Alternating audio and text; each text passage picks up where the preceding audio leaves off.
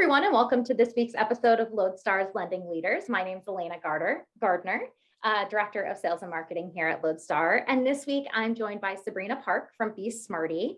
And we're going to talk a little bit about our conference seasons and how everything's been going, and kind of just have a good time. Welcome, Sabrina.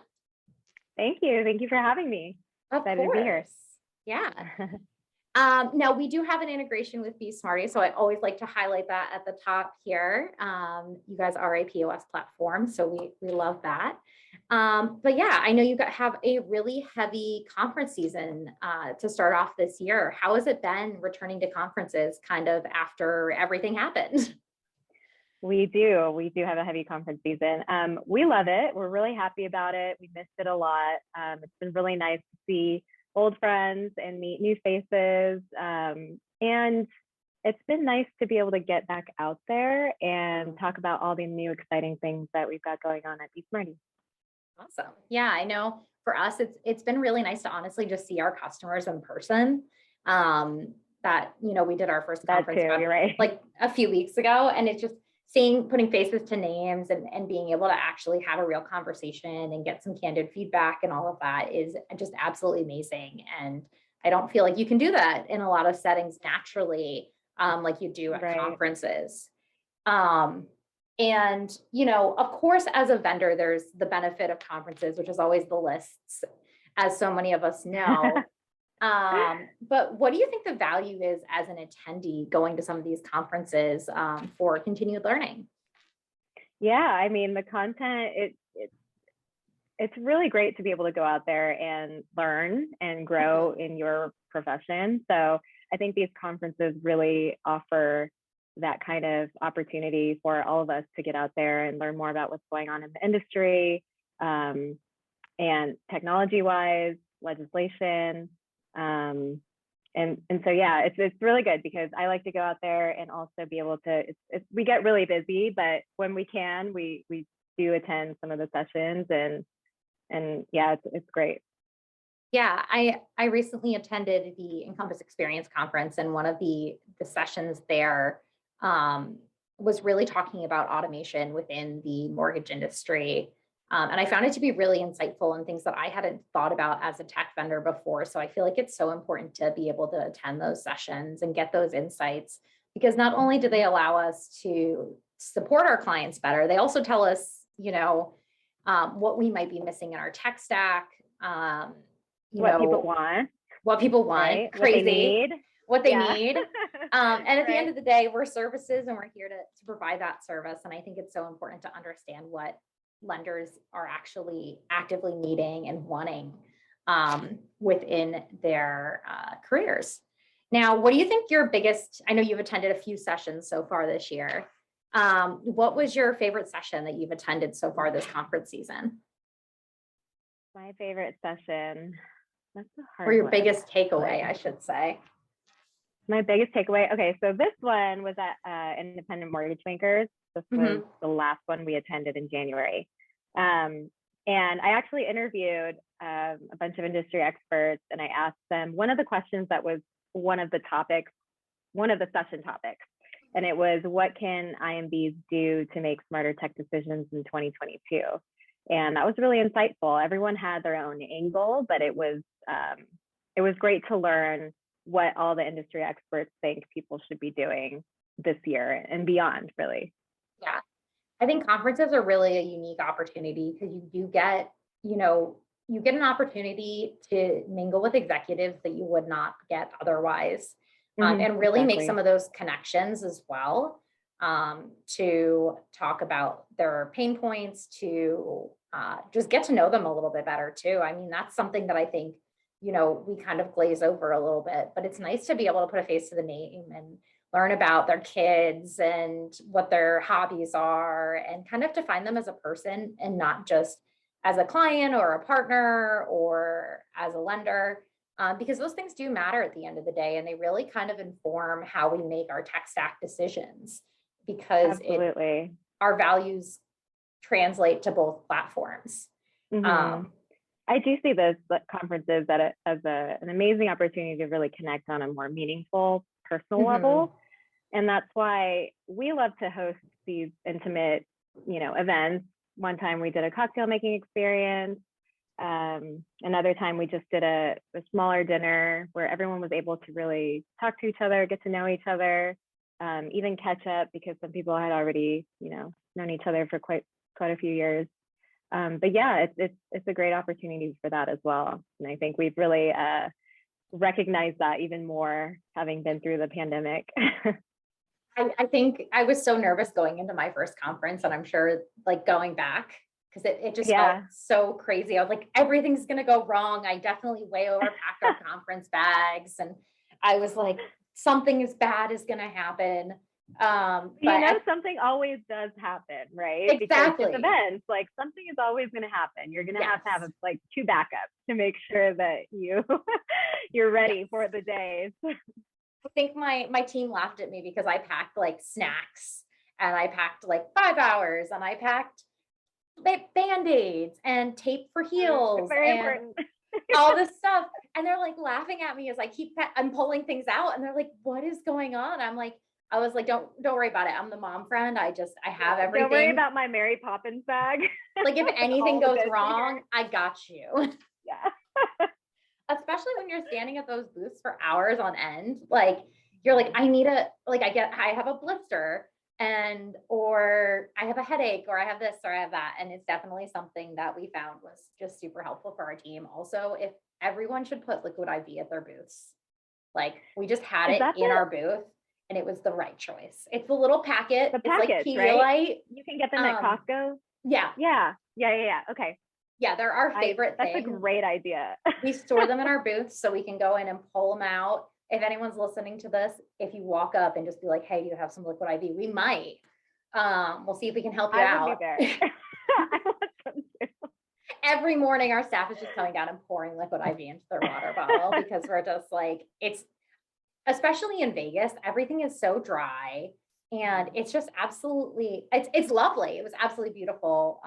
We were at the Wynn. But also everything's 20 million miles away. I think I did 15,000 steps all 3 days of the conference. And I just that is not what I'm doing every day. Were you wearing tennis shoes? No. I was wearing like loafers. I had heels one night, the full 9 yards. Yeah. I try to switch it up because, and the conference carpet. Do you guys get the squishy one? So I didn't this year, and I will be going forward. Okay. Yeah. I have not in the past, and I think we will going forward as well. Yeah. Now, what would be your conference survival tips as someone who attends a lot of conferences to an attendee that maybe hasn't gone to a conference before, or is just like really looking to get the most out of it? In some of these conferences are so short, but you feel like you should be there an extra day, but also by day 3, you're like, I just need to go to bed. Yeah. Survival kit. I would say for sure Band-Aids. I'll go through all these things and then talk about the things that, if you haven't been to them, what you should check out, but definitely Band-Aids and water. And one thing that I wasn't prepared for this year so far was the weather in other parts of the country. I'm from Southern California. I packed for Southern California, and that was not the way to go. It was freezing in Nashville. I was freezing in Connecticut. Yeah, I was going to say, you guys went to Connecticut in January, didn't you? So be prepared, check the weather. I mean, these are all basic things that I should probably done, better, but you live and you learn. You just learn. Yeah. So, and then comfortable shoes. Mm-hmm. And then if you haven't been to a conference before, definitely go to all the networking events and be out there. Like, don't be shy, get to know people. Also attend as many sessions as you can just for your own education. And I think that when it comes down to the booth, if you're kind of manning the booth at certain points in the day, like really use that as an opportunity to kind of bring people in and talk to them about what their needs are, what they've seen in the industry. One time we had like not a cartoon artist, but a graphic artist drawing out the different things that lenders said that they needed. And we thought like that was really cool mostly for us because we were like, oh, wow, all this new information. Yeah. So yeah, just really soak it all in. No, that's actually such a cool idea. And, I think as we try and create these unique experiences, I think that's something that at conferences, vendors try really hard to do, and even conference organizers try to do, is create these unique experiences for people and take a moment to, really walk around and experience them. Like, for example, at the last conference I was at, I missed a donut wall and I was so upset about it because I saw it on LinkedIn afterwards. And donuts are my favorite thing in the world. And I was Who had a donut wall? devastated. The Win had a donut bar one of the afternoons. I guess it was I don't know if it was for breakfast or for a snack or something. I just saw it on LinkedIn and I was like, how did I miss the donut wall? I got a breakfast bread and I could have had a donut. Oh yeah, that sounds amazing. That reminds me of something. This is kind of off topic, but I was at an open house the other day and the realtor had a donut making machine, and it was like this little mini thing parked in front of the house in the driveway. It was amazing. It was like one of those party party rentals. Take it with you party rentals. Yeah. That's so cute. I think it's definitely something that it's so easy to, I think, get overwhelmed by conferences and attending all the sessions and doing this and that. And I think it's so important too, because I'm very guilty of this, is I definitely don't sleep enough when I go to conferences. It's just a fact. Me neither. Especially since for some reason, my entire first chunk of the year is on the West Coast and everything gets messed up. Time zone differences are always fun. But like, I think just I found that taking time to relax when I arrive helps me out so much. So really taking it kind of almost easy that first night. Sometimes people don't, a lot of times people don't. But like really giving myself time to get into my hotel room, actually unpack, really helps me kind of relax a little bit more. And just kind of realizing that, like, taking the time when I need it. If I walk into a session and the session isn't necessarily what I thought it would be, or I don't really find it insightful to what I'm doing in my day to day, sometimes I'll walk out and be like, you know what, I need this time to reset myself, as opposed to, just trying to push through. And I think that's so important, to also recognize right now that as we come out of not being around anybody, right, these situations can get very overwhelming very quickly.